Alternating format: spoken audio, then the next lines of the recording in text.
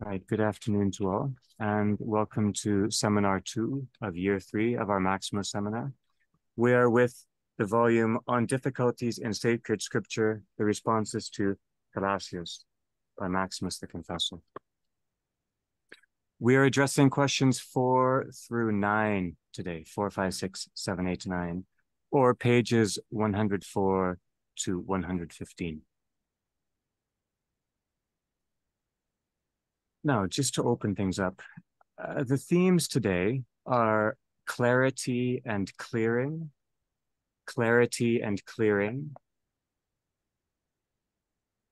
and participation and becoming. We want to probe those words, participation and becoming.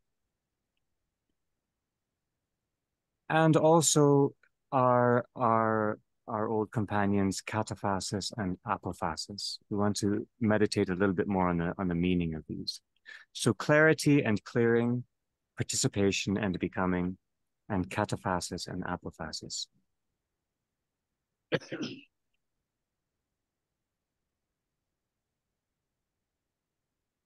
Now, here, with this volume especially, but with Maximos in general, we've always sought clarity of thinking. We want to join nimbly in the dance. Here we also see, in a particular way, a kind of clearing of form. This is one of the phrases we'll circle around today. Clearing of form. In that we are playing, as it were, lightly. Lightness is informing all we do here. And as we read Maximus in his own language, in the language of the tradition, at each moment and in each step, our becoming is more beautiful. Or rather, in each moment and each step, we are becoming beautiful. We are coming to be as and in beauty. That is how we see the movement in life.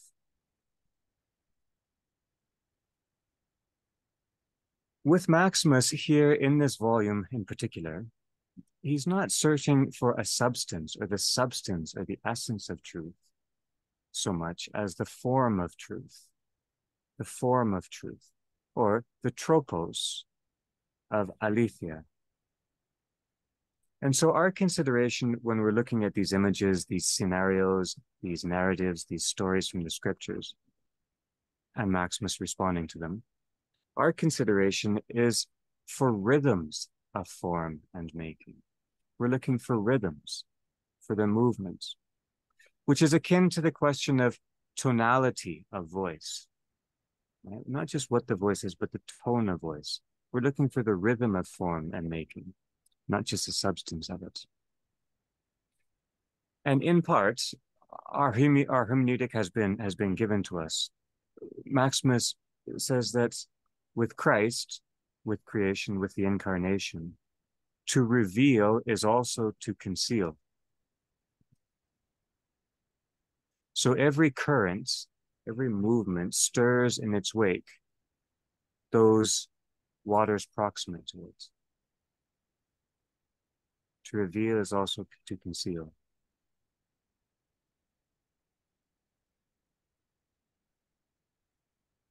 Another way of putting this is that all of our provision, all of our saying is within a horizon.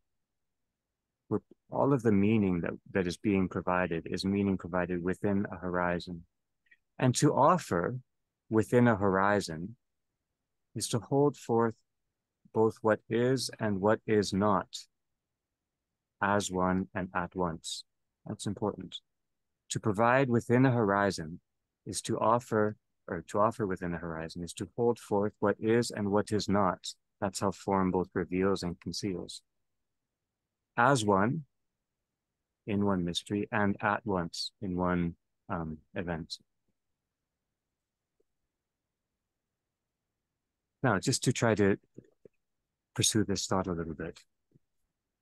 Simplicity is not a horizon. Simplicity is not a horizon. And therefore it doesn't know difference. Difference occurs within a horizon. As it were, a horizon composes things, gathers and arranges things in integral hierarchy. That's what a horizon does. Remember, horizon is also a word that we sometimes translate as definition in English. So difference occurs within the horizon. Distinctions are also from within the horizon, drawn from the horizon. In the past, we've characterized this in terms of aphorism, apophasis, from the horizon. That's what an aphorism means. Distinctions are blessed. Duality, which also happens within the horizon.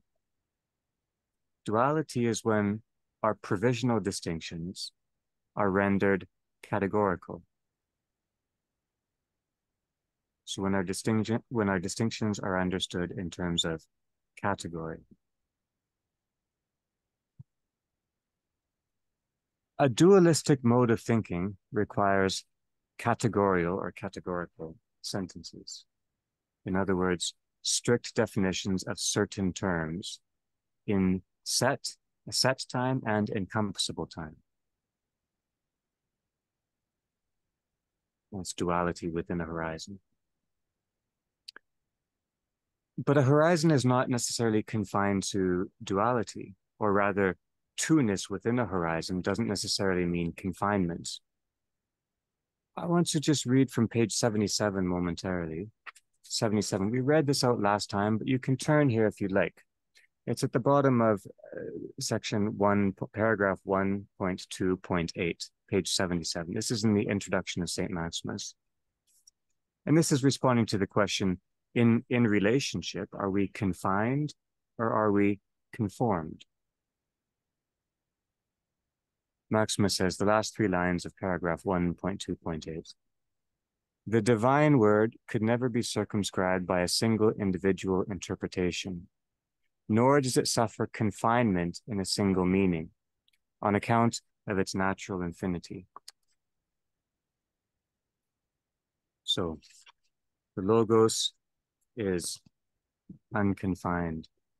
We, in the image of the Logos, are unconfined with each other. Our meaning is unconfined. And yet we know that we seek in synergy to conform, to be formed with Christ. So conformation here is distinct from confinement. In synergy, as we draw closer to Christ, we begin to find our being becoming his beauty. Our being becomes the beauty of Christ. And we begin not to recollect, not to remember how prior to Christ, things are yet to be simple. In other words, with our being becoming his beauty, it's hard to remember something not simple. And as in beautiful synergy, our being knows itself as grace-filled in synergy. And gracefulness knows only its own in relation with thine own. Gracefulness knows only its own in relation with thine own. This is anticipating question 6.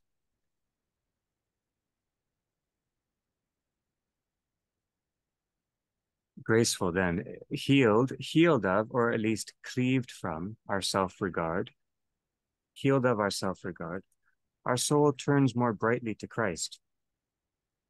And here we have an image of measure Maximus offers us. This is on the bottom of page 89 over to page 90.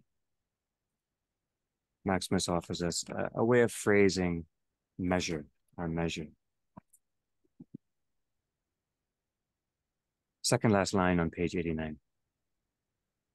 Such a person comes to be wholly under the rule of what is naturally good and beautiful, which is stable, permanent, and always the same, so that he remains uninterruptedly with the good in a state of motionlessness, and with unveiled face reflects the glory of God, beholding the divine and unapproachable glory from the radiant splendor shining within himself.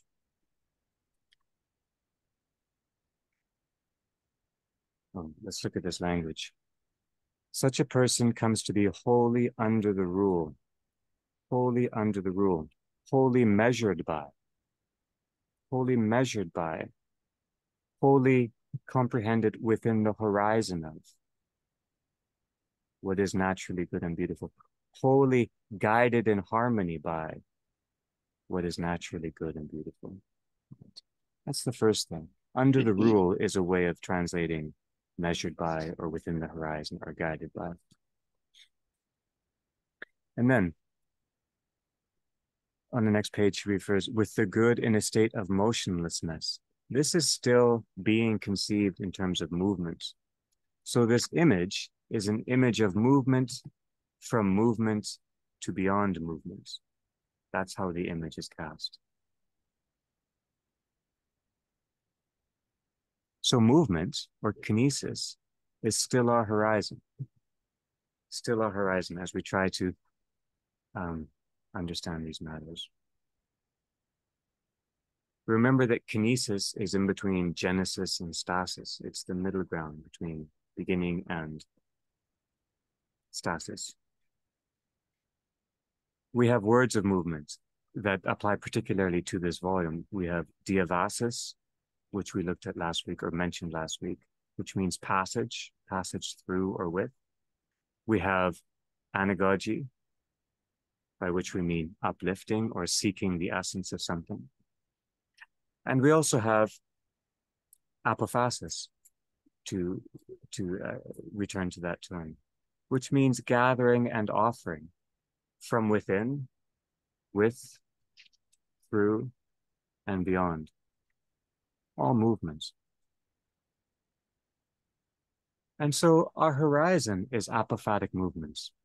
Our horizon is apophatic movements, beginning with our own or beginning with one's own, drawing near in the ecstatic love of synergy to Christ, seeking communion with thine own of thine own, which we recall is also the gift of our own, and the gift of our own neighbor. Thine own is also our own. And so our horizon is movement. Movement provides both what is and what is not within our horizon.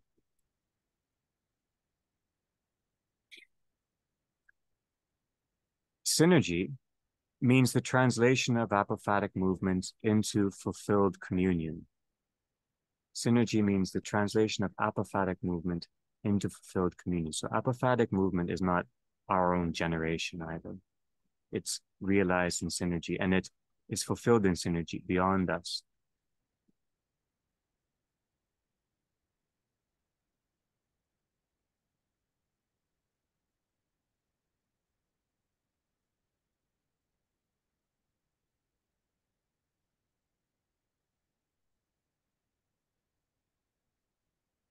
Okay. Let's move on to the questions now. Holding in mind movement, synergy, apophasis. Question 4. This is on page 104. Please turn here. Its title is On the Words, One Should Not Have Two Tunics. This is the question posed to Maximus. I'll read it aloud. Why did the Lord command his disciples not to have two tunics when, according to St. John the Evangelist, he had 5, which is evident from the number of those among whom they were divided? And what are the mantles? Well, each of these questions, these 6 questions, shows how something becomes us. Question 4 shows how weaving or composition becomes us. Question 5 shows how phusis becomes us. Question 6 shows how pneuma, spirit, becomes us. Question 7, how time becomes us. Question 8, how light becomes us. Question 9, how becoming God becomes us. This is about how weaving or composition becomes us. Maximus is dancing here with numbers, yet apart from idolatry, he is addressing numbers for the sake of. to return to that phrase, for the sake of. He gives us an image of integrity near the bottom of page 104, when he talks about the inseparable cohesion and intertwining of the virtues one with another, which serve as an appropriate and fitting covering for the word.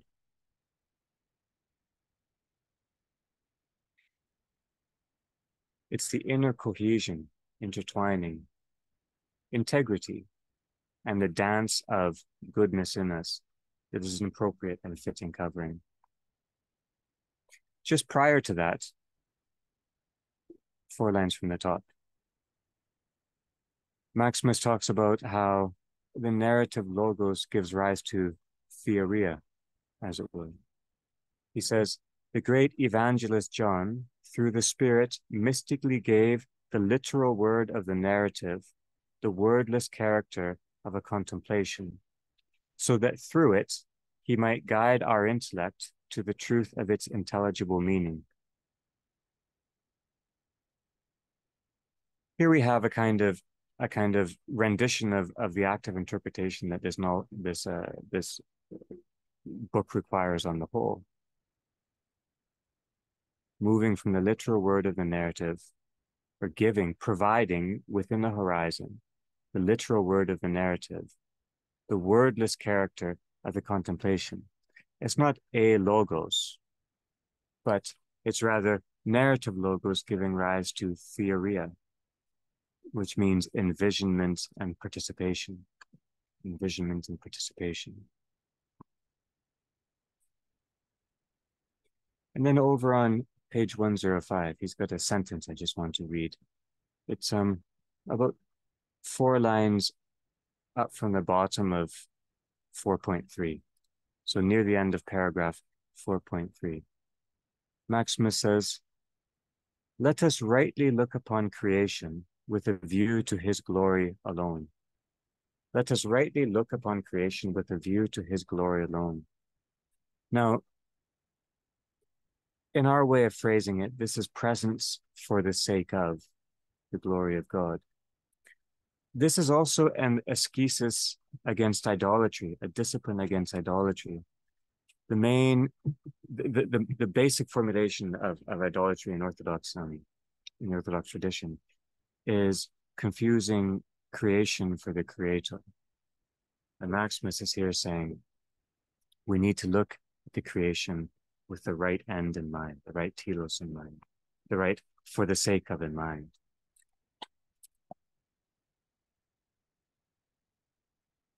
And question 5 answers that question, or responds to that. Why with the right kind of vision? Why with the right kind of for the sake of? The title of question 5 is On the Earth That Was Cursed in the Works of Adam. This is the question posed to Maximus. I'll read it aloud. What, according to the anagogical sense, is the earth that is cursed in the works of Adam? And what is the meaning of the phrase, in pain you will eat it? And what is the meaning of the phrase that follows, namely, it will bring forth thorns and thistles, and you will eat the grass of the field? And what is the meaning of the last part, which says, in the sweat of your face you will eat your bread? For men do not eat earth or grass, and neither when they eat bread do they do so according to the punishment recorded in the text, that is, in the sweat of their face. This question and response is about how physis, how nature becomes us.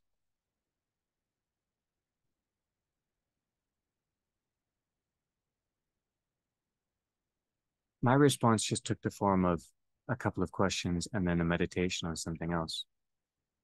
Maximus' response is about cursed earth, the question and response. My own comeback to that is, what about virtuous earth? What is blessed about our rootedness? This question and response is coming at the incarnation, our incarnate being in a certain aspect. So what's it concealing of the other side? That's one thing. The other response I have is this idea of the earth and loving the earth.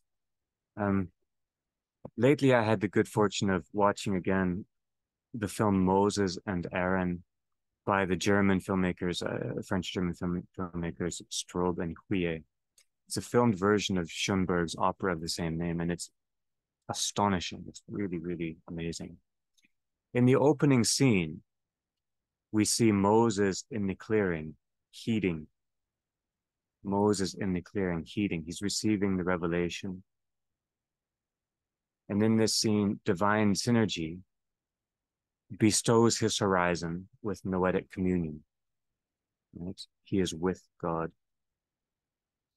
And then later in the film, there's a debacle. Moses is on the mountain, uplifted, as it were, and his people seek clarification rather than healing. Rather than healing or the clearing in which Moses stood, in which the mystery came, they seek to clarify the certainty of their desires tied to the earth, the certainty of the earth. And it's a very harrowing part of the film. We see how deadly becomes that regard for earth. I think something of that is in Maximus's response here, something of that kind of image in the tradition.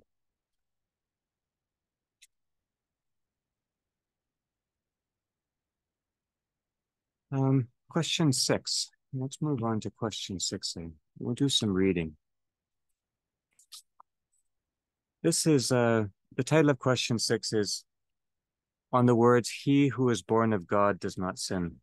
I want to read this entire thing. I'll read a little bit and then I'll ask Michael if you will read as well. We'll read, we'll pause, we'll think a little bit, and then we'll keep reading.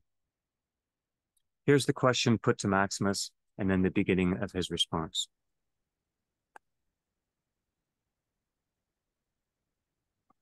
Question: if, according to St. John, he who is born of God does not sin because God's seed is in him, and he cannot sin, and if he who is born of water and spirit is himself born of God, then how are we who are born of God through baptism still able to sin? I'll read that again. If, according to St. John, he who is born of God does not sin because God's seed is in him, and he cannot sin, and if he who is born of water and spirit is himself born of God, then how are we who are born of God through baptism still able to sin? That's the question put to Maximus. This is Maximus's response. The mode, the tropos, the mode of our spiritual birth from God is twofold. I'm going to leave out the scholia of this because, as we see in the footnote, it's extant only in the Latin tradition, and so we'll just stick with what was in the Greek tradition. The mode of our spiritual birth from God is twofold. The first bestows on those born in God the entire grace of adoption, which is entirely present in potential. The second ushers in this grace as entirely present in actuality, transforming voluntarily the entire free choice of the one being born so that it conforms to the God who gives birth. The first possesses this grace and potential according to faith alone. The second, in addition to faith, realizes on the level of knowledge the active, most divine likeness of the God who is known in the one who knows him. In those whom the first mode of birth is observed, it happens that, because of the disposition of their will, in those in whom the first mode of birth is observed, it happens that because the disposition of their will has not yet been fully extracted from its passionate fixation on the flesh, and because they have not yet, as it were, been completely imbued by the Spirit with active participation in the divine mysteries that have taken place, It happens in those in whom the first mode of birth is observed that their inclination to sin is never very far away, for the simple reason that they continue to will it. For the spirit does not give birth to a disposition of the will without the consent of that will, but to the extent that the will is willing, he transforms and divinizes it. Whoever has shared in this divinization through experience and knowledge is incapable of reverting from what he, once and for all, truly and precisely became cognizant of in actual deed, to something else besides this, which merely pretends to be the same thing. No more than the eye, once it has seen the sun, could ever mistake it for the moon or any of the other stars in the heavens. All right, just to pause there for a minute. Here with Maximus, twofoldedness is meant to become or to be understood in the light of simple oneness. He's not talking about two classes of being here, as it were. That's the first thing. So this twofoldedness is seeking unity, same unity. Second, just to note how different and to my ear strange the language of potential and actual and then realization is. How that has a different kind of energy than wholeness and completion and fullness. The translation again into Latin roots, we have to be careful of that. Our phrasing shapes things massively.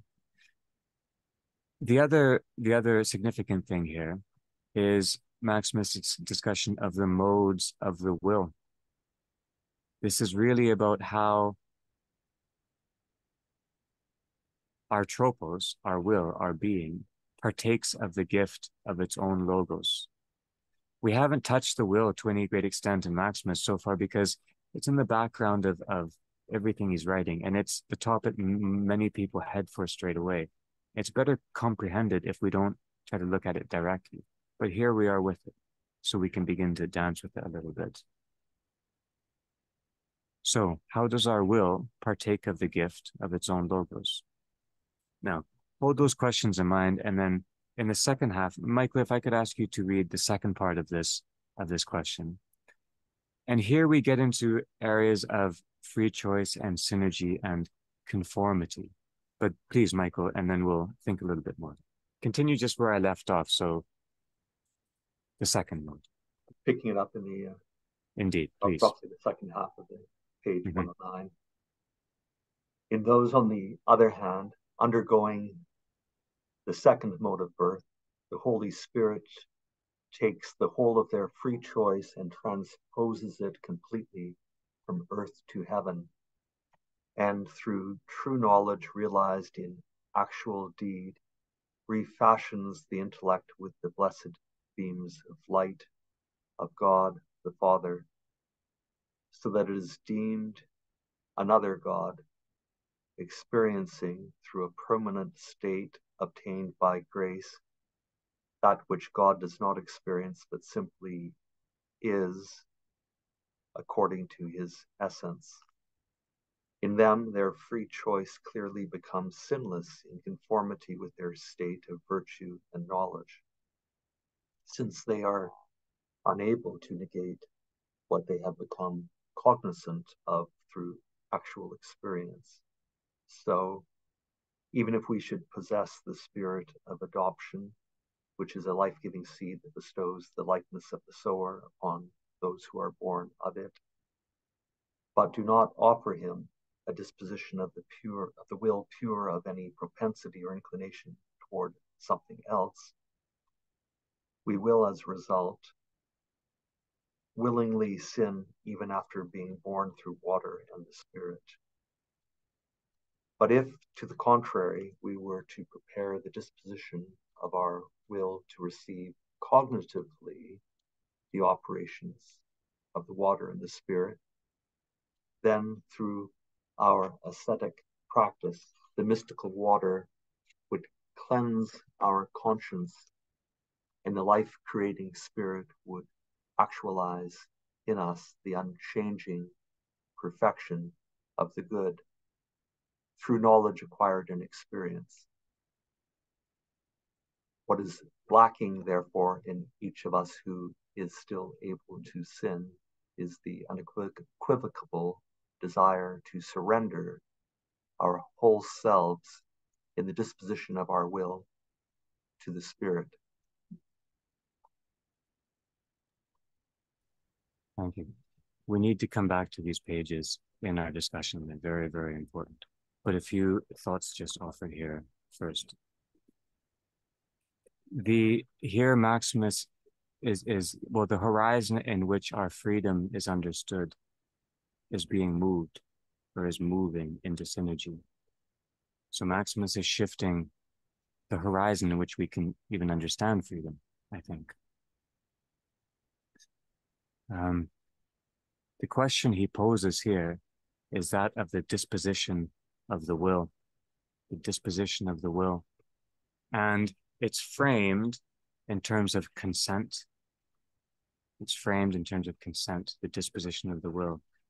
We remember that in synergy, we are becoming Christ-like. We are becoming as Christ's beauty. If this is true, then our will is also part of this becoming, this change. Others can speak of this better, but those in whom we understand there to be no sin have said yes with their whole being in the presence of the divine. I don't understand, but that's what we have been. That's what we have been blessed to know. So there's some mystery there that we can return to, but not me. The other thing that comes to mind is that I think this is Azulis's point, but it's in the Fathers as well, that humans enter communion through participation. We begin to participate, and that participation becomes our communion. The divine is communion without participation. There's no participation in the communion of the divine. We participate in God. God is communion without participation. And that might matter. You hold that there for the moment.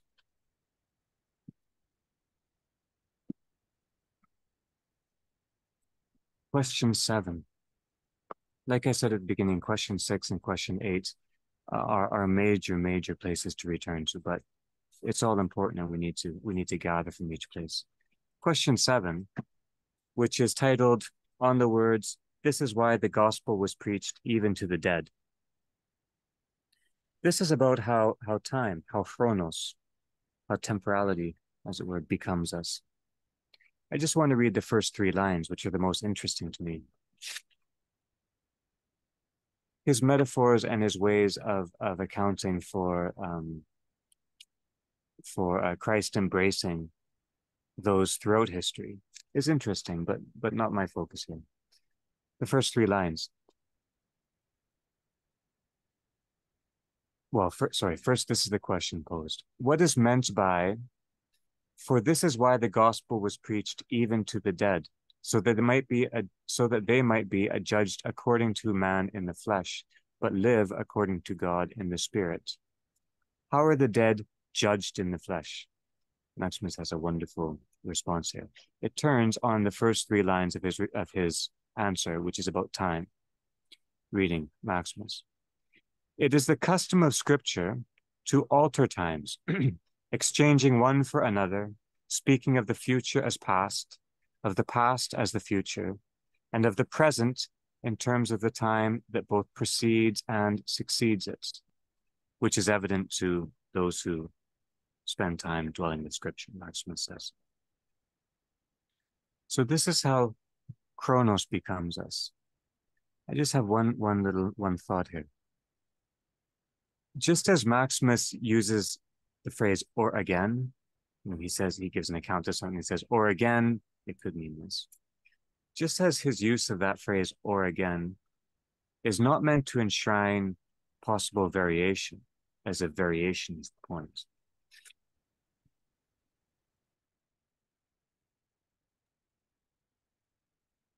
But rather to, as it were, add a blessing, add a word of blessing. Look, it's blessed in this respect, it's blessed in this respect. And look over here, it's blessed in this respect too. I think so the scriptures, just as that, so the scriptures' use of time sense is not meant to enshrine any direction of memory or mind, but rather to free us to cast things in terms appropriate to them, in terms of their essential truth.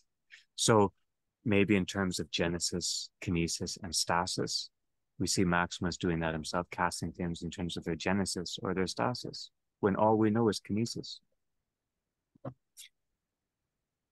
In other words, in scripture, temporality is always a form of presence, being present now for us, rather than setting up an idol of another time or place, or according greater reality to elsewhere in the spectrum. Okay, in question 8 now, with light. And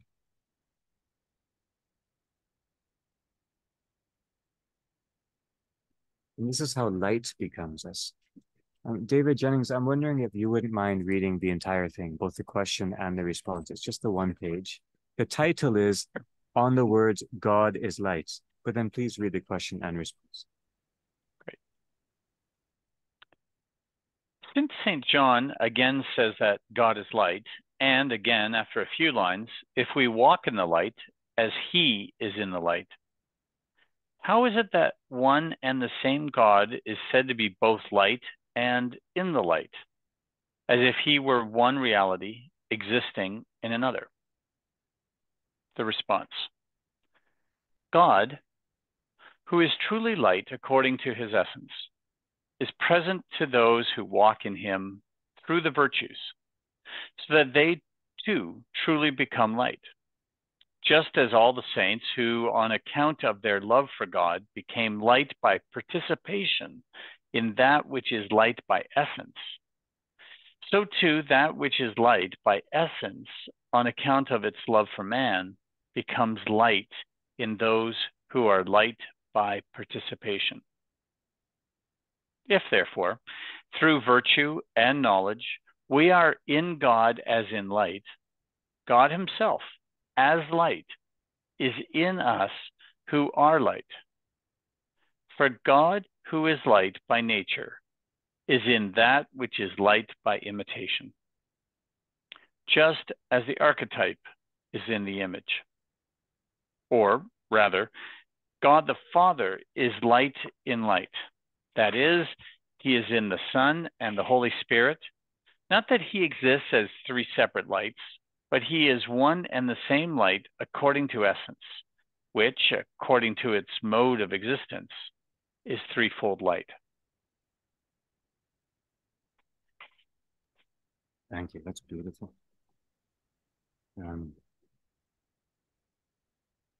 Let's hold that in mind, that passage. We're going to turn right back there. Turn to page 70 for a moment, please. I want to contrast these two passages. 70 at the bottom. We read this out last time.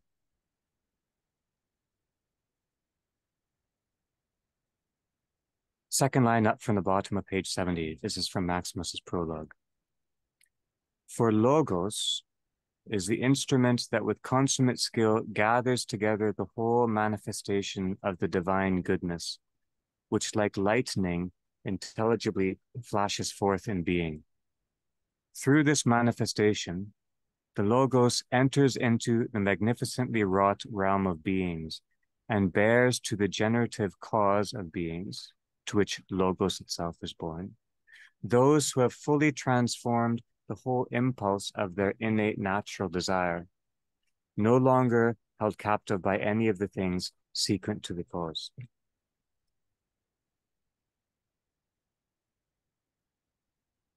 We have said before that... I'm sorry, I missed that. You said that was page 70? 70? To 71. Mm-hmm. Oh, 71. Okay, yeah. Okay, 70 to 71. To Just 71. the bottom of Okay. 70 over to 71. Ah, okay. I'm sorry. I was scrambling all through 70. Okay, sorry about that. Pardon me. Not at all. No problem. We have spoken before how our phrases or our mode gathers in harmony and gathers things together as harmony. Here we see the logos gathering in goodness and gathering as goodness. The logos is the instrument that with consummate skill gathers together the whole manifestation of the divine goodness, which like lightning flashes, intelligibly flashes forth in beings. So the logos gathers in goodness and the logos gathers things as goodness. And it's not presented in terms of a progression or almost in terms of movements. It flashes forth. The logos flashes forth. Somehow, I think this means that in a moment, in an instant, in an event, whatever flashes forth in beings means, at once, things and people become clarified, begin to partake of the beauty of the clearing, that clearing in which Moses stood, where the divine mystery is. But it's at once, and it has something to do with the image of light at once clarifying things. I'm back to page 113. Here we have complicated language, even in English. We have to pay close attention to as and is and as in and is in. One question we could ask is, are we participating in light or are we becoming light? In Maximus's response here. In other words, in what kind of light, as it were, is Maximus presenting our drawing near to God? He says that we, or those who have become light in their love, on account of their love for God, become light by participation in that which is light by essence. Well, here he's referring to the indwelling of the Logos in our flesh, which is our great mystery. But look at that phrase, become light by participation in that which is light by essence. Maximus is not posing an idolatry of light here. We have to tread carefully. We have to remember that our disposition needs to seek to be conformed, to say yes to that which is coming to greet us. Now, this language is complex, but we can begin to clarify one or two things. We have said before that the connection as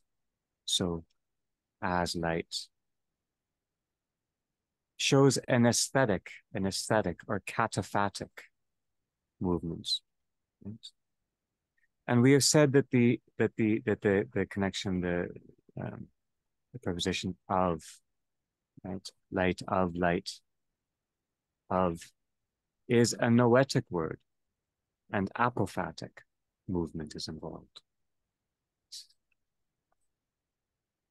We have also noted how kataphasis with the word as, this understood as that God as light,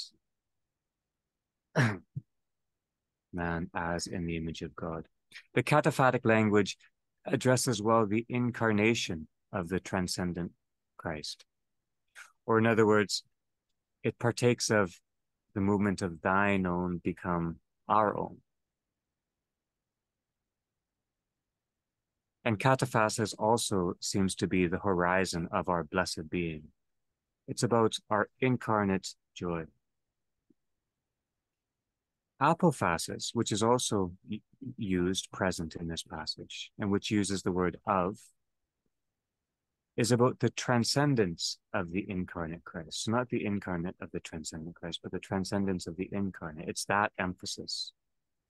And apophatic movements partakes of the movement of our own unto thine own, It's a movement of offering.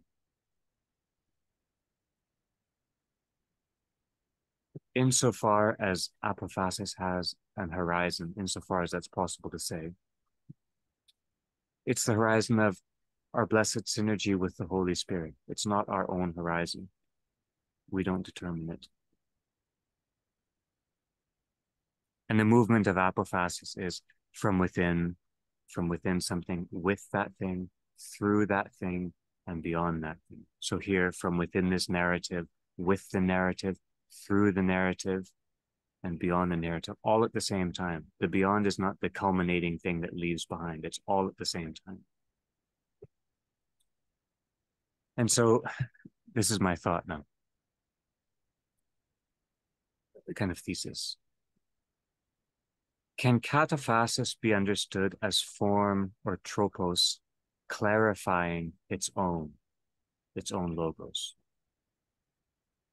And if so, can apophasis be understood as form or tropos clearing its own logos?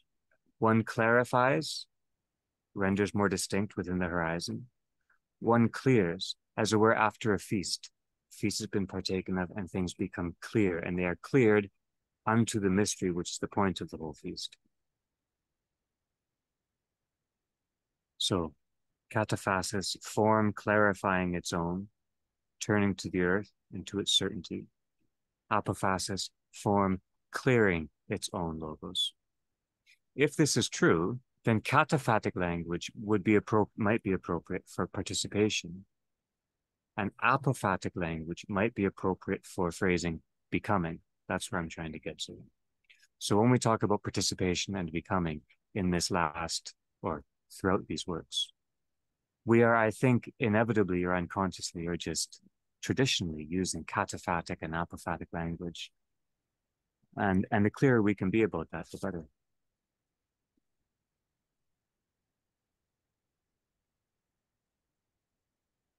Now, we have one more question. David, go. Are you up for a little bit of reading? I hope. Please turn your microphone on. So this is question 9. The title is On the Words, Brethren, now we are the children of God, but what we shall be has not yet been made manifest. And this is how, as it were, becoming God becomes us. David, go. If I could prevail upon you to read the whole thing, actually. Again, both the question and Maximus's response. And then we'll begin here. We have a few questions to ask, but we'll begin here because this is a very good place for us to begin. When you're ready, David, please. What does St. John mean when he says, brethren, now we are the children of God, but what we shall be has not yet been made manifest? Because if this is true, how can St. Paul say, to us, however, God has revealed our future state through the Spirit, for the Spirit searches everything, even the depths of God. How then can St. John profess not to know what we shall be? The Holy Evangelist John is saying that he is ignorant of the manner of the future divinization of those who, through the virtues established by faith, become children of God, because the self-sustaining visible form of the good things to come has not yet been made manifest. For we walk by faith and not by sight. And whereas St. Paul says that it was through a revelation that he grasped the divine goal concerning the things of the future age, he does not say that he knows the manner of divinization in relation to the divine goal. That is why he says quite clearly, interpreting his own thought, I pass on toward the goal for the prize of the heavenly call.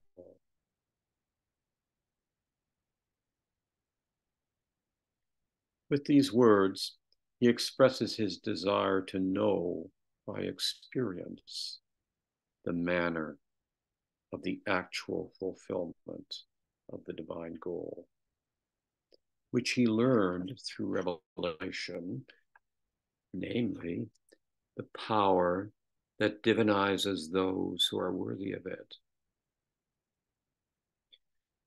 Thus, the two apostles are in accord with each other, expressing the same truth through a seemingly contradictory teaching, being moved by one and the same spirit. The one acknowledges his ignorance of the manner of the future divinization according to grace, while the other magnanimously shares that he has learned what he has learned about the goal. That this is the view of the great apostle himself is evident from all his divine utterances. For in one place he says, all knowledge and prophecy will pass away. And elsewhere that, I do not consider myself yet to have taken hold of it. And elsewhere that, as if in a mirror and in enigmas, he sees the future, when we will enjoy the great gift beyond understanding of the face-to-face vision of the things hoped for. Especially, he acknowledges that now we know in part and we prophesy in part. And elsewhere he states expressly that he desires to know even as I have been known. Obviously, because he does not yet know that which will be known. Simply put, the words of the apostle, when the perfect comes, the partial will pass away, seem to me to be the same as those of the theologian when he says, what we shall be has not yet been made manifest.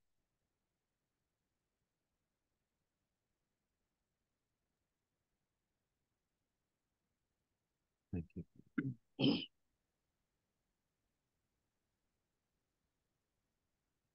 It's interesting to see the two great men dance this way.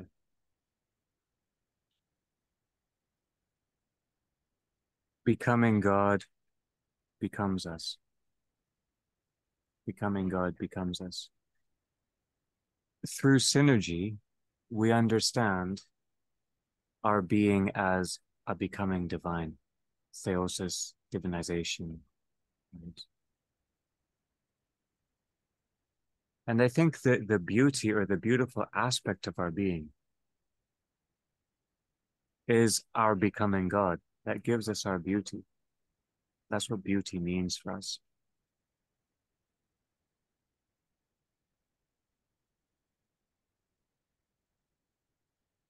And here we see the horizon of our mode, our manner, our tropos.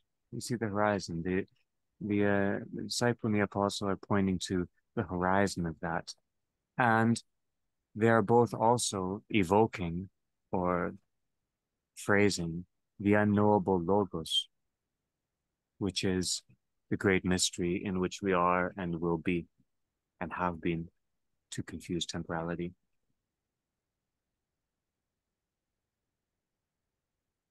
Now, we can begin here. I think there are three questions I'd like to pose, and then open it up and let's talk. These three questions are meant to be linked together, and they can be wherever they make sense to point. Let's point them at question 6, at question 8, question 9, on the words preached even to the dead, on the cursed earth. The first question is, and it's going back to Maximus's idea of two-ness or doubleness or dyadic. Movement, we understand, begins with dyadic being, with two-ness. And by that, we understand things like relationship, participation, mutual enjoyment, sharing, feasting, making love. And yet, although movement in life begins and indeed is realized in two-ness, often we're searching for some kind of oneness, but not an appropriate oneness. Either the oneness of our own ego, being the world, or maybe in our haste for simplicity, we're seeking to grasp the oneness, the unity, where instead we should be dancing with another person. So what are we mistaking? What's going on when we try to forget about two-ness and move to oneness legitimately? Second, what does it mean to say or provide meaning within a horizon, within a certain kind of horizon? We've seen how certain terms need to be understood in a horizon, or how things only make sense within a horizon. What does it mean to say or be within a horizon? Or put differently, what does it mean to have a definition of something, either deliberate or assumed? And then the third question, more pointedly aimed at questions 8 and 9, we just read. How is becoming different than participation? Or maybe different is not the word. Related to, connected with, in tune with. I don't mean to set arbitrary oppositions. But how is becoming and how is participation part of our drawing near to divine eros? How are we phrasing these things? And let's open it up there with the question of two-ness and oneness, or horizons, or becoming and participation. Beginning where we please.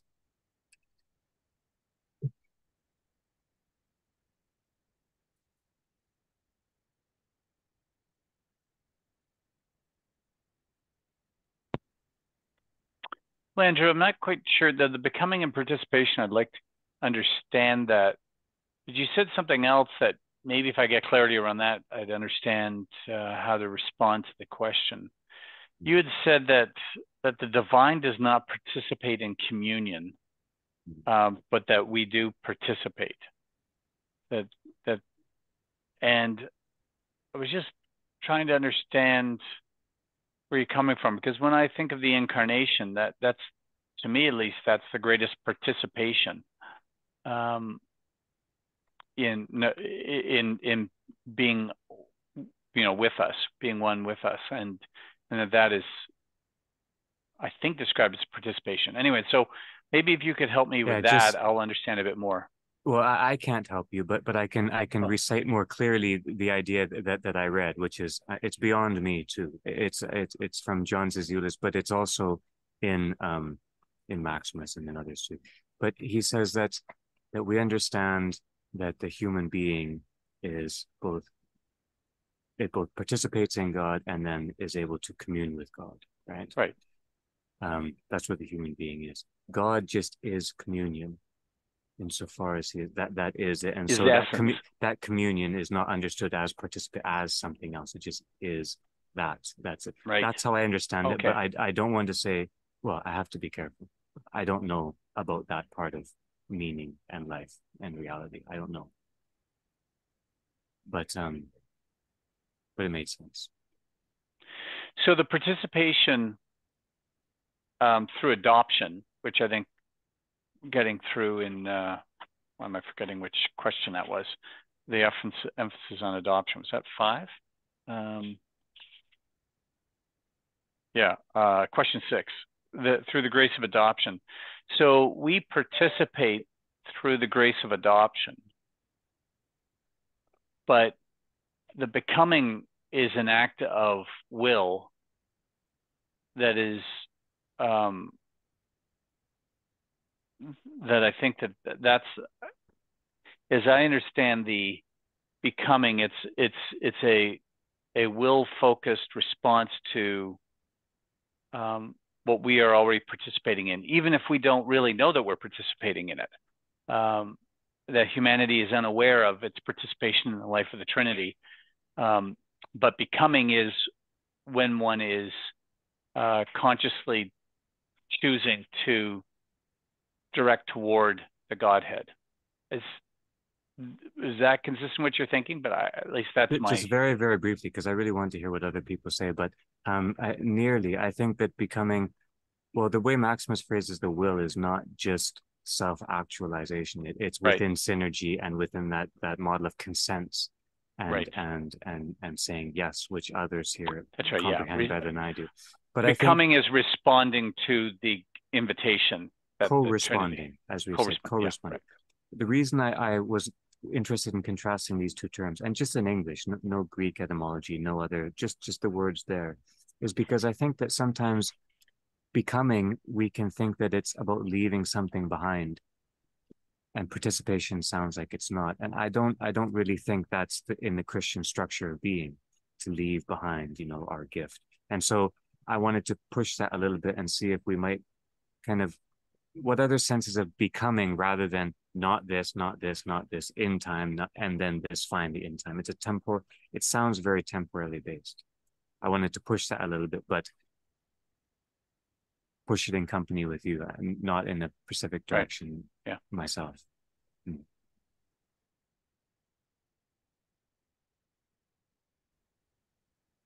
We'll do up the ante for David a little bit.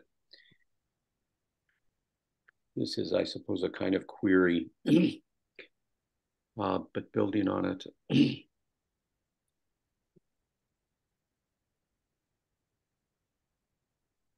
I think what's implied here is that that God simply is communion. Yeah. That's all God is. Whatever that is. And if you say that,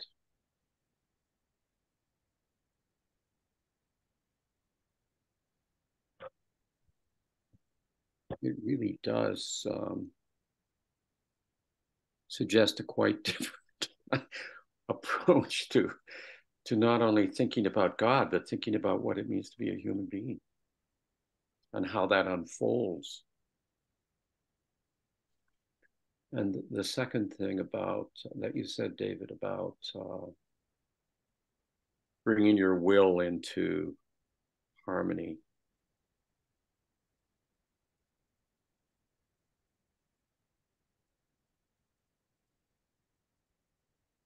Maximus's sense is that's part of what can happen in the life of a human being. But he also speaks about the kind of third stage. He uses that term stage, which I don't like very much, of the spiritual life. I don't quite know how to formulate this. Is not about your will. Like it is about the way I guess the image that I would have for it, this may be overly Lutheran. It's the flood of grace. So that even and he refers to this in the question we've read today about how can the person who is in God sin? Right. It's about that flood of grace where the person is not only in God, but God is their way of being in the world. Yeah, I think that just looking at that, that's in question 6, and I think So he talks about that will in the divinization process to the point where it says, through experience and knowledge, is incapable of reverting from what he, once and for all, truly and precisely became cognizant of in actual deed.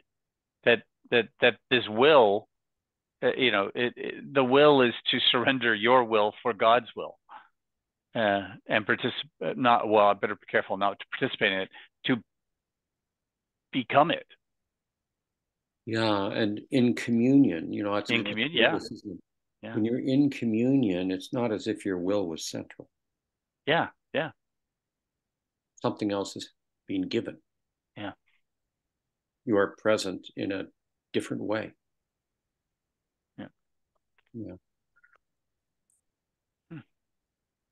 In there was, oh, sorry, Andrew, were you about to?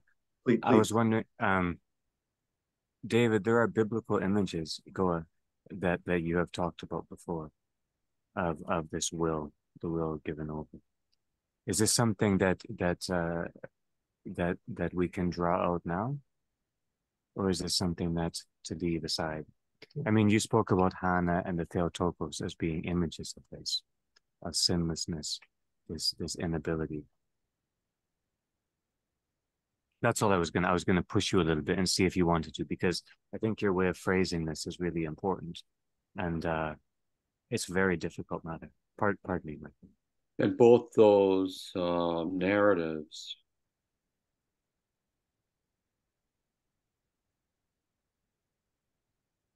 are responses to natality, to the newness of life that has surprised one, that has come upon one, or that has been given.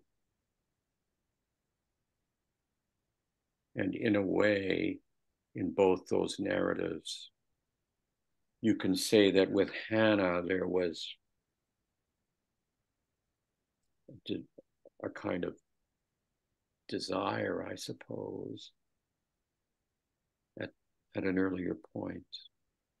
But in a way, that had been given up. It was too late. It was over.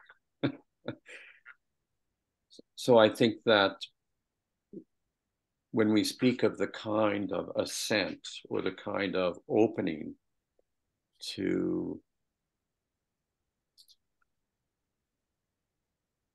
the newness of life, to the world made new, that is communion. And the will isn't really, I mean, the will has something to do with perhaps preparation for that. But in that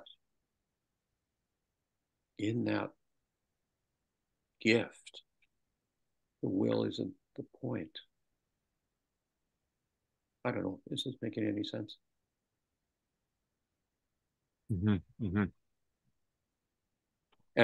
But only to say that why those two stories, those two narratives are part of the revelation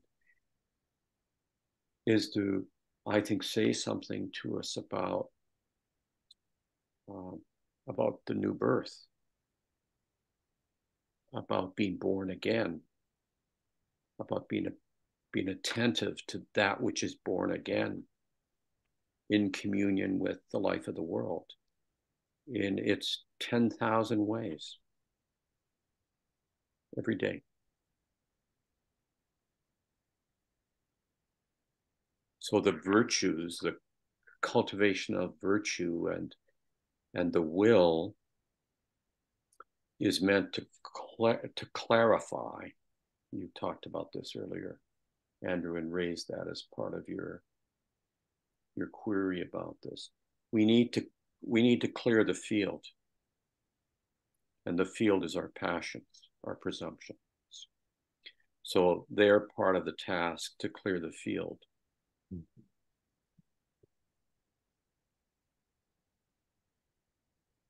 But the you spoke about the film and Moses in the clearing. You don't make the clearing. You can clear the field, but you don't make the clearing. That's a visitation. That is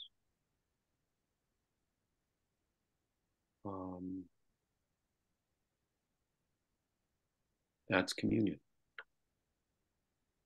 Or another way of putting it, I think it's sort of its pure presence.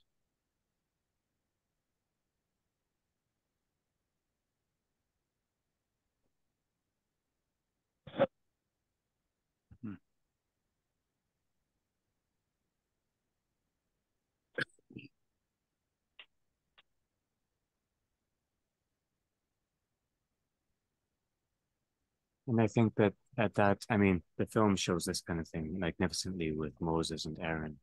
But speaking of your biblical images, it seems like it's hard to make sense of an inability, as it were, to sin. Even that phrase, what it means in our tradition is an inability to draw away from God. That's what it means. And so it means an inability or an incapacity to lose intimacy, to relinquish that form of loving presence, which is intimacy, which we understand as communion. It's not about the possibility of error in general.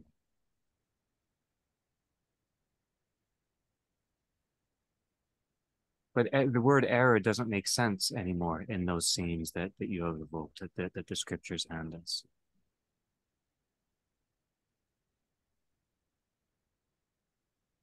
It's not an argument. It's not an argument about sin. It's trying to describe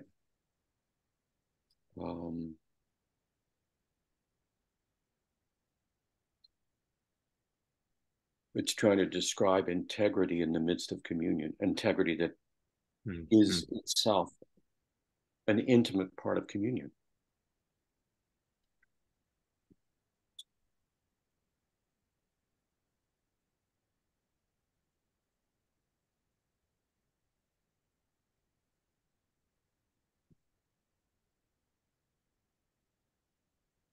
And integrity is a form of harmony, and harmony doesn't know dissonance.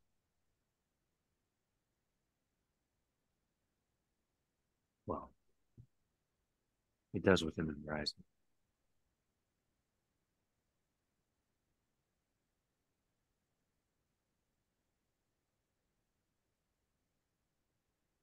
Michael, were you heading somewhere less rambly? Well, not really.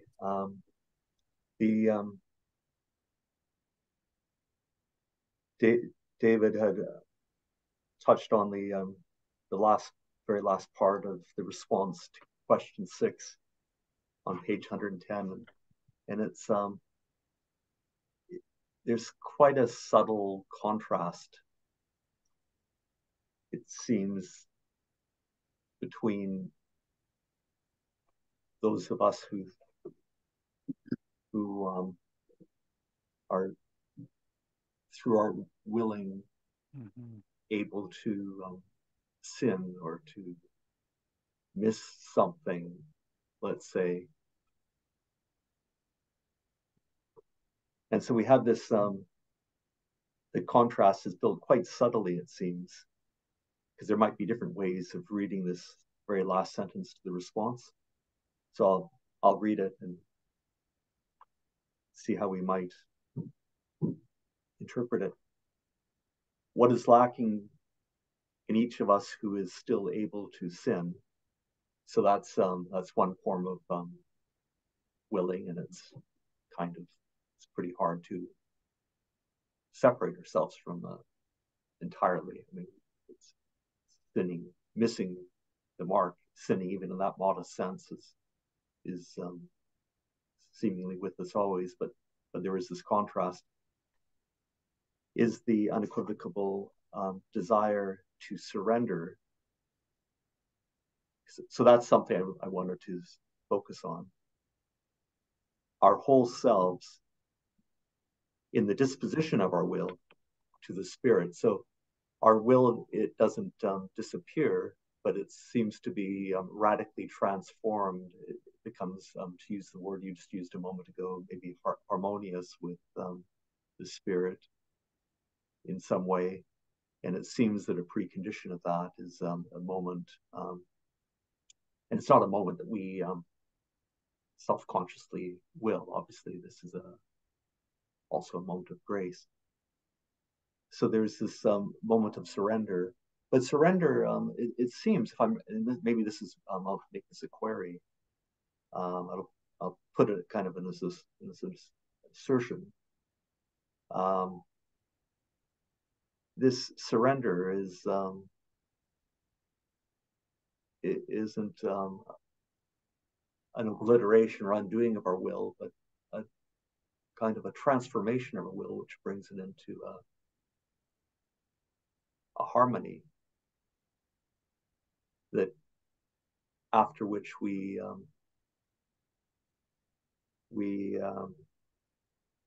aren't able to sin, at least insofar as we remain in this harmony. So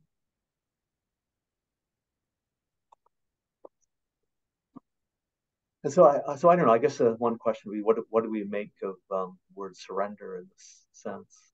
It's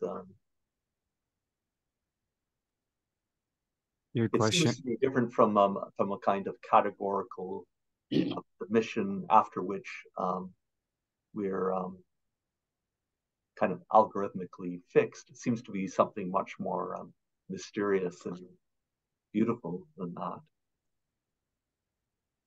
It has something more to do with, becoming and our disposition radically changing. So our will isn't simply algorithmically fixed. Rather, the contrast seems to be more subtle, that it's not prone to the kind of more individuated willing that leaves us more prone to error and sin. So that's a fairly coherent question, isn't it? Anyways, it might have sparked some kind of response.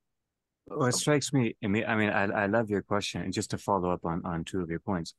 First of all, your question here is a better way, not a better, a different way of posing the question I tried to earlier, which is, what does it mean to say something within the horizon?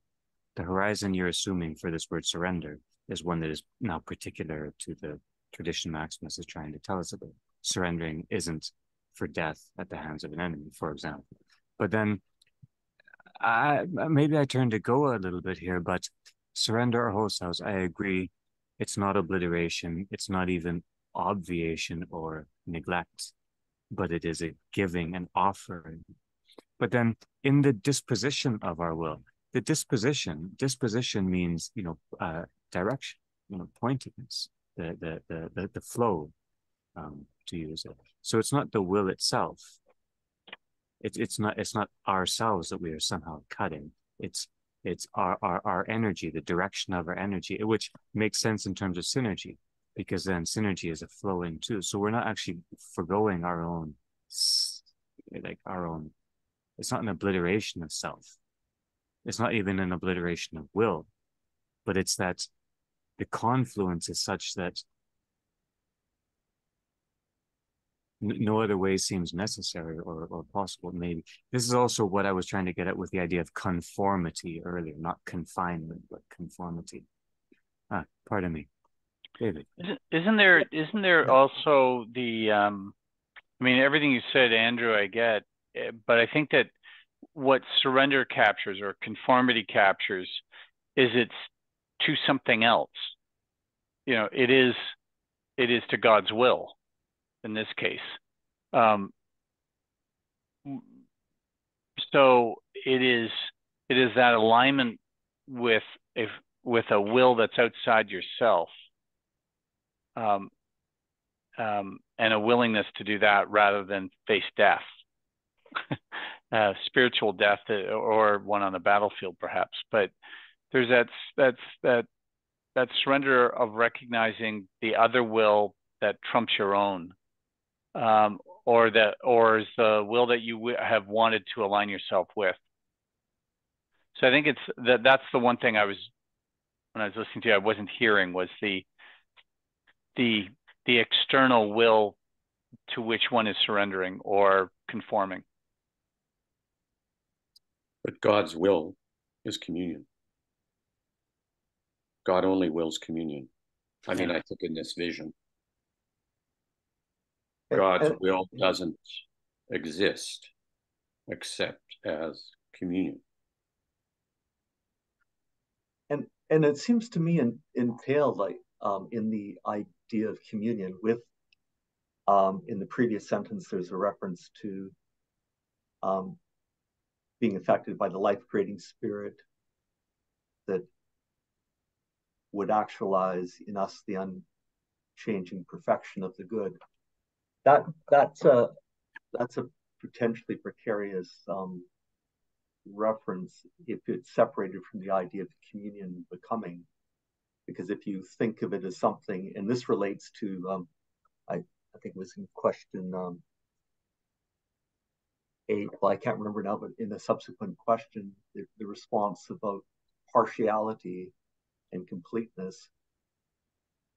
And so if it's a disposition, an orientation which is not,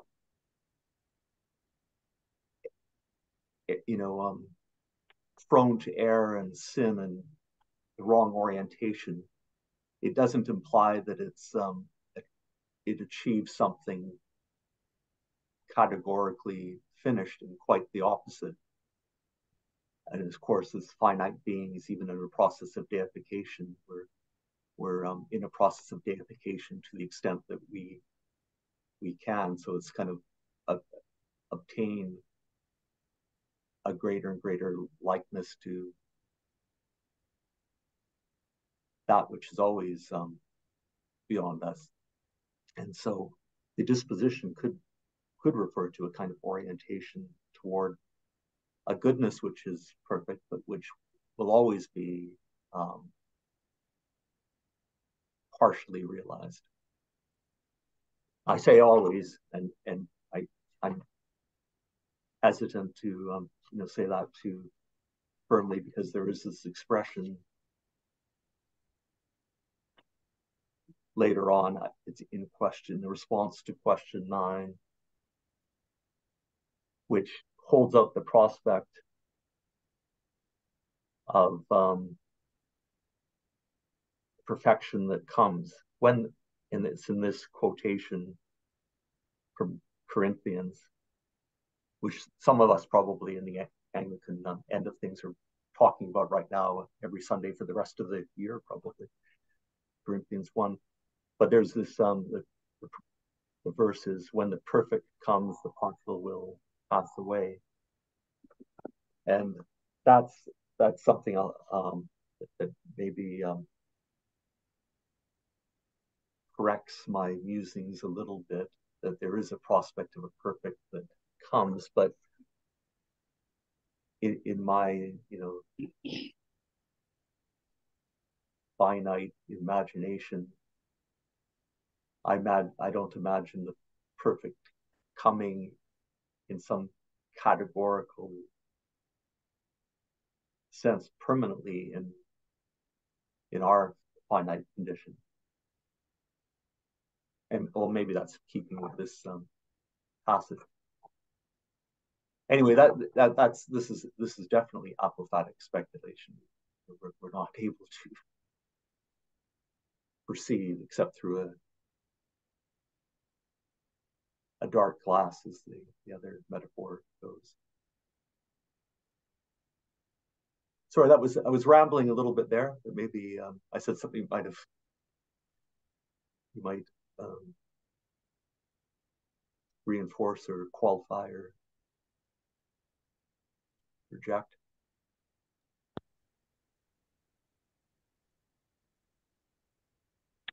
Part of this struggle you have in envisioning perfection on a permanent basis while we are finite,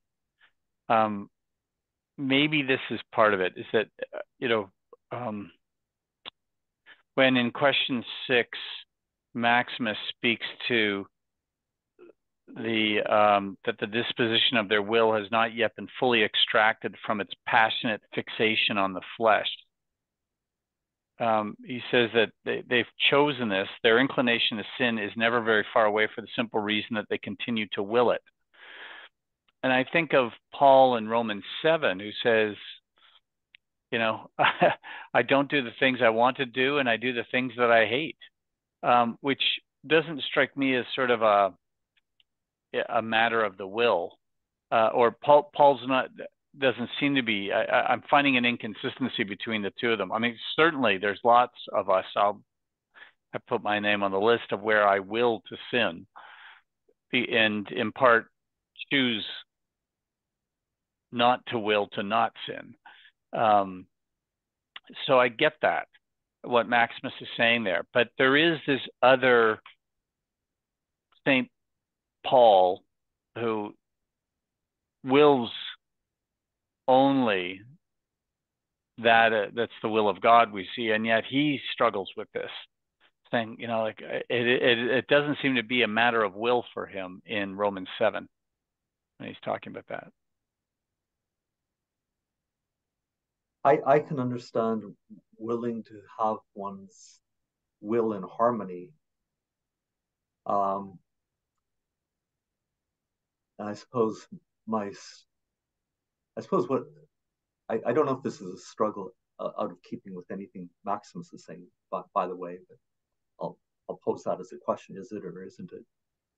A disposition is still it's more of an orientation than a prospect of finally grasping anything. So maybe the apophatic moment we're never relieved of an apophatic disposition, if I can put it that way. Our disposition is always, and that's quite a dynamic notion of the good which is perfect. But if we never finally grasp it, and I'll throw out a qualification, because there's this wonderful moment of, you know, distinguishing. When we see the sunlight, we recognize it as a sunlight. We won't mistake it for the moonlight or anything else. And it's reminiscent of that wonderful passage when we're being led out of when prisoners who are locked in the cave and only seeing copies of reality are finally led out of the cave and finally are directed to look up at the light. It can be both a painful moment, but they're presumably not liable to mistake the light they see and is pervasive for anything else. And so is there a way to characterize that light as infinite? I assume that the good is infinite. And if it is, then as finite beings, we can be immersed in it. And that can be a complete immersion. And that would be, I suppose, a moment of deification. But even then, we wouldn't be equivalent to the deity. So it would still be something endlessly rich, endlessly, therefore, variable, even in its simplicity. Our language is becoming a little paradoxical at this point, or flirting with certain tensions. When Paul speaks about that, David, is he not pointing to how my will is contradictions? Yeah. I want two things at once. I want this and I want that. So will in that sense, where the notion of the will that is not, the will that still operates, that is not in communion with God. Well, yeah, let me just read at least the translation English Standard here. says, "For I do not do the good I want, but the evil I do not want is what I keep on doing." Yeah. Now, if I do what I do not want, it is no longer I who do it, but sin that dwells within me. I understand the point you're making, that, and certainly, guilty as charged of having competing wills, and there's that, but I don't think that's what Paul's getting at. Well, what's behind this, what's behind the will is our passions. Yeah. Our sufferings. And those are often contradictory. Yeah. Okay. Yeah. And, yeah. Okay. And they're jumping around all over the place. Right. And so the whole, people can have a broken will. I mean, we speak of a broken will. We speak of a disordered will. Kierkegaard talks about the purity of heart is to will one thing. Mm-hmm. All of these, I think, are trying to get at the way in which us, many of us human beings,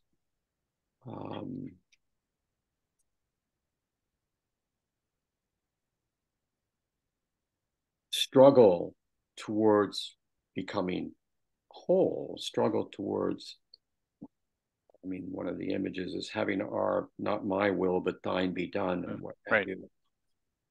I've been contemplating in the early mornings the 7 sunflower that Anna planted rather late in the garden. So they bloomed very late and only a little bit. But one of them is at least 12 feet high, and the others are about 8 or so. All of them are following the sun, as sunflowers do.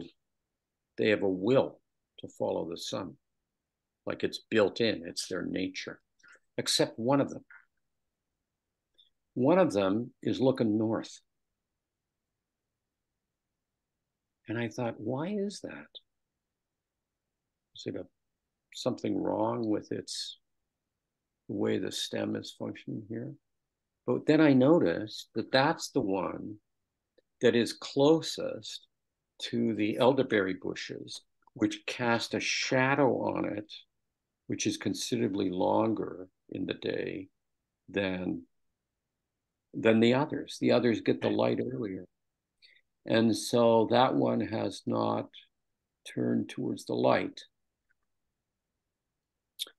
And I mean, I don't mean to be overly folksy here, but our passions are shadows in our life. And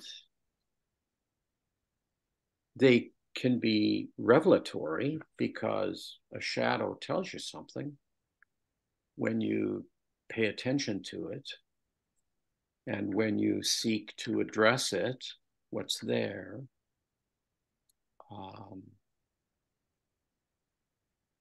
one can will, I mean, if one is blessed with having a strong will and everything that goes along with it, one can begin to live a virtuous life. And you know this well, David, and I've thought about this a lot. And Maximus cares about that. That's good. But it's not it. Communion is it. Yeah. And in communion,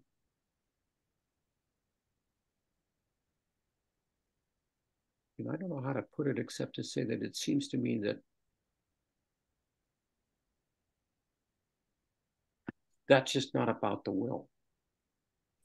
The will isn't the point. It's, if we go to his reflection here on God is light, if we walk in the light as he is in the light, and this whole reflection on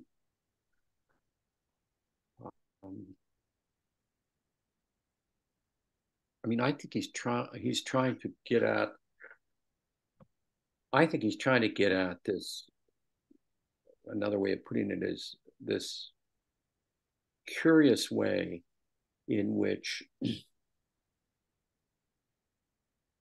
in this life, in our experience, we are given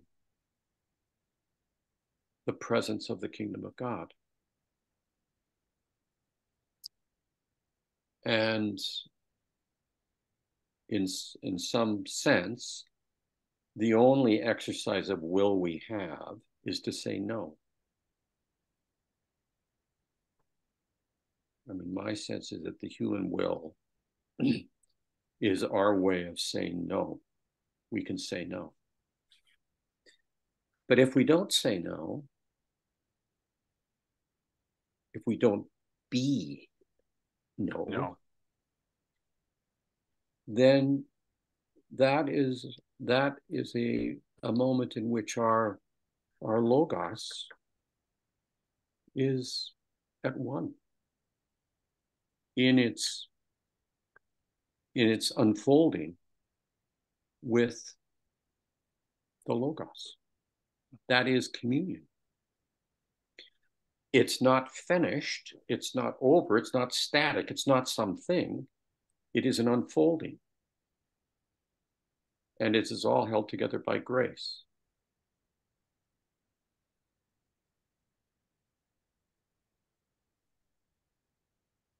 And in those moments, I mean, to whatever extent I have any sense of this,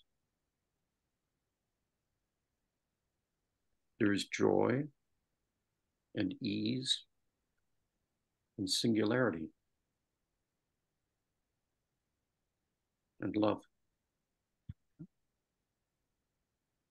none of which is something.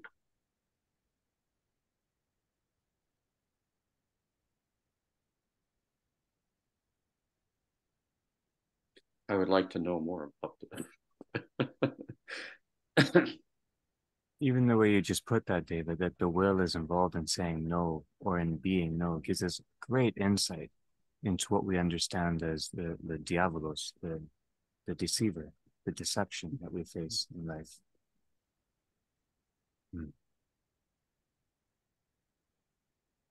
And we're always deceived around something which appears to be good or true or beautiful. And it isn't.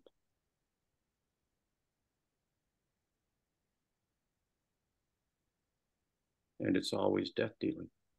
It's always bringing us out of communion, out of reality.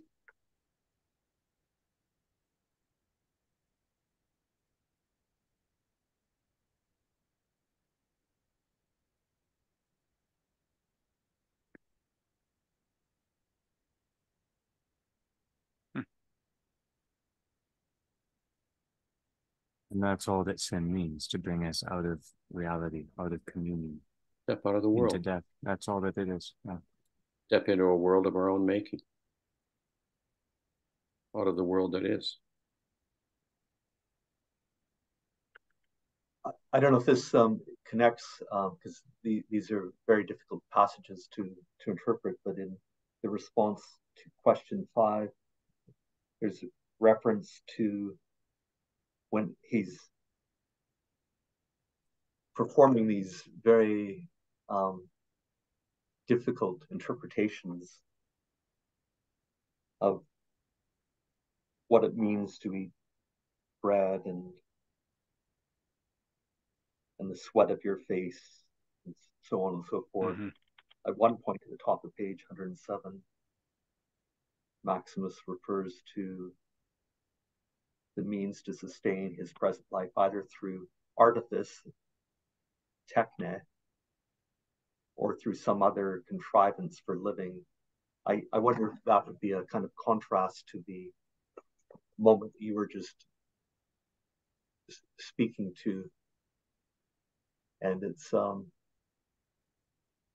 we're very energetic in contriving ways to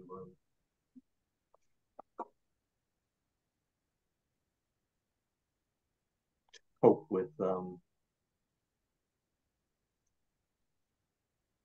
life. Can I just read a little bit of this? I mean, just... Yeah. So this is question 5 at the very top of 107. And after many turns on this dreadful cycle, and in the sweat of his face, that is, in this sensory toil and weariness of his endless meddling into sensible things, he eats, which is to say, he obtains, as if it were bread, the means to sustain his present life.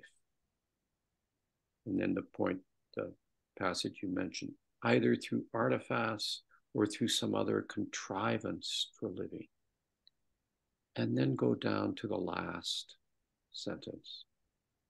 The earth accordingly, which is deservedly eaten, is the purification of the heart through ascetic practice.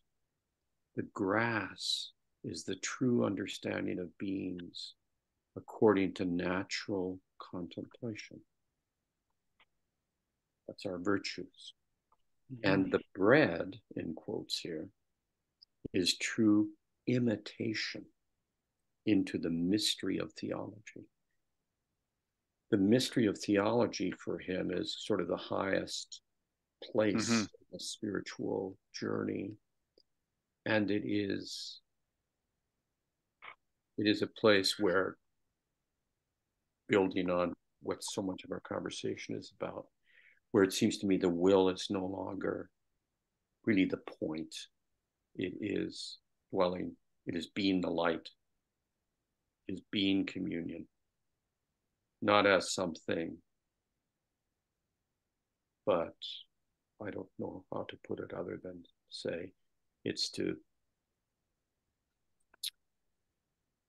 have been surprised by the gift of communion and of dwelling for at least a moment in the presence of what's real, which is the light of God, communion, the dance of the Trinity.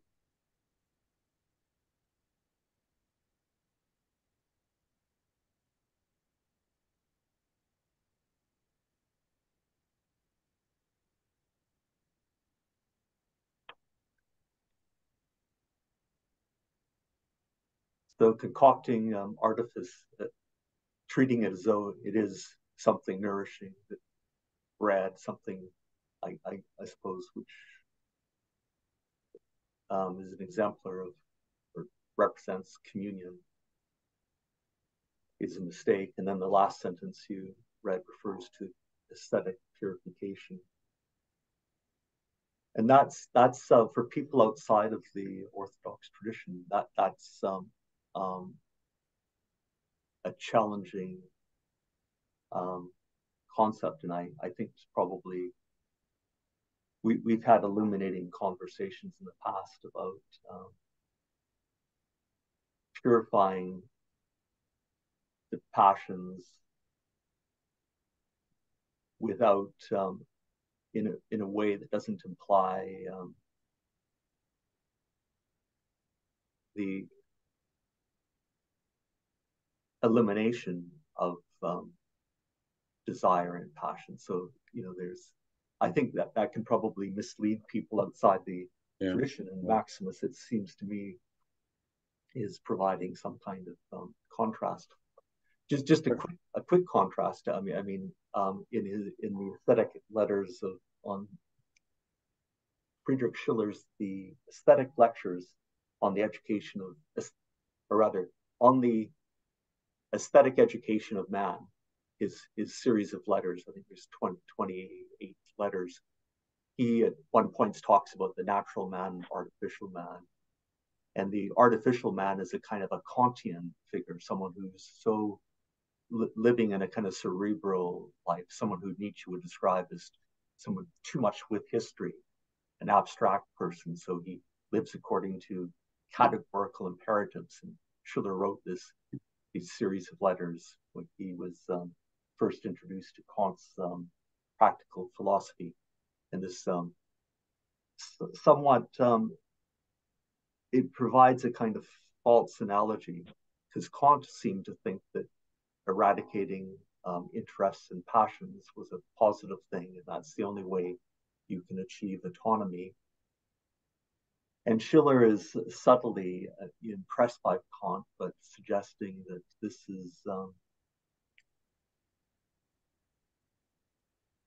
itself can create a kind of artificial notion of personhood, that you become too dry and separated from feeling and emotions.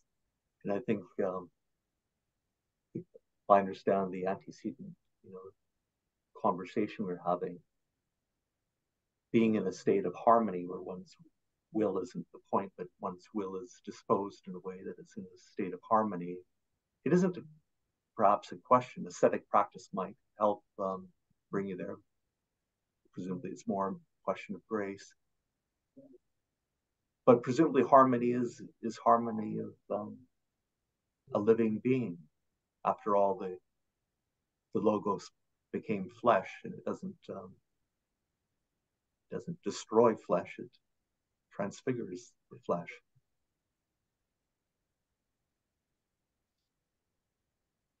So the desires, all of our desires they're not only good, they're gifts. And they're the playground of grace. But for that very reason, they can easily be disordered. They can easily turn into appetites and then destroy the body.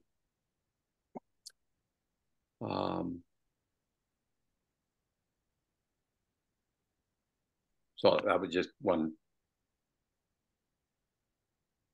In terms of the tradition, this is I understand that this can sometimes be difficult, and some of the language around this is muddy. So I'm trying desperately to always say passions are sufferings. They're the problem of, not the problem of our desires. Our desires are holy. They're God-given. God made them. They're part of us. But they can turn into appetites, and that can lead us astray, leads us out of ourselves, leads us out of a relationship to God, leads us out of a relationship to our neighbor, because our sufferings become the prism through which we recreate the world. And so that's why the aesthetic dimension is important. As we said earlier, it can help us to clear the field, to let go of our fear and of our appetites, our presumptions. So in that sense, it can be helpful in making it possible for us to be present. There's a curious 19th century Russian story. I don't know if any of you know it, about, maybe I've mentioned it before, about a bishop who had three, this is up by the White Sea somewhere, a bishop that had three young men come to him, zealous young men. They were coming to liturgy all the time and coming to all the church services, and they were very eager. And they came to him one day and said they wanted to become monks and become really serious spiritual people. So he spent some time with them, not a lot, some time with them. But I mean, he was a busy bishop, because after all, bishops are always busy. And so he finally tonsured them.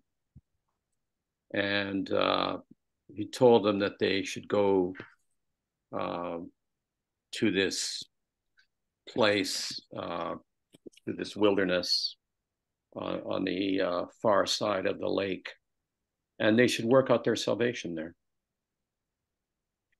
So they did. And then, of course, he forgot about them. And after 30 years, and in his own preparation for death, he remembered them. And he thought, oh my God, I haven't even prayed for them. I mean, I wonder what happened. So he got in his boat and he went over there to where he thought they might be. And he arrives late in the afternoon. And he sees a little smoke coming up, just up the hill from the shore. So he thinks it might be them. So he goes over there, and sure enough, but he hardly recognizes them because they're three old men. Not only are they old, but they're tattered. You know, they look like they are just hanging on to life. And they're so happy to see him. And they recognize him. And they say, oh, break the fast with us. Break the fast with us. We don't have much. We have some roots. So they prepare that. And then just as before they eat, it's customary to pray thanksgiving. And there's certain ways this is normally done when you're with a bishop. But they just stood there kind of in a state of, oh my God. We remember we're supposed to say something, but we don't know what it is. So the bishop just starts to carry on in the name of the Father, the Son, and the Holy Spirit, and prays the Lord's Prayer. And to his astonishment, they don't join in. So when he had finished blessing the food, he's angry. And he says to them, why didn't you pray the Lord's Prayer? And they say, we forgot it. We don't know the Lord's Prayer anymore. And so then he asks them about the creed. And forgot it. And they're mortified, you know, they've forgotten these things. And the bishop's angry, like, what in the hell did I do to be part of this? So he said that he was just going to go to sleep in his boat. So he goes in his boat and he rows out a little bit and tries to fall asleep, feeling guilty about what had happened. But he can't sleep. And then later at night, after midnight, he suddenly sees 3 lights. And it looks like these lights are moving towards him. And he's curious about this, like, what could this possibly be? It's not the eyes of an animal. It wasn't an entirely clear night, but there's 3 illuminations. And slowly it comes closer and closer and closer. And since he's a good Russian, he's obviously superstitious. So he begins quickly to pray the prayer to the guardian angel and requesting protection, making the sign of the cross, handling his prayer rope. But this lights keep getting closer. And all of a sudden he realizes it's the 3 men. And they're walking across the water to him. And they're weeping. And they step into his boat. And they fall on their knees and they ask for forgiveness for having forgotten the Lord's Prayer and the Creed. And so he raises them up and he weeps. And he says that in the morning he'll just go home.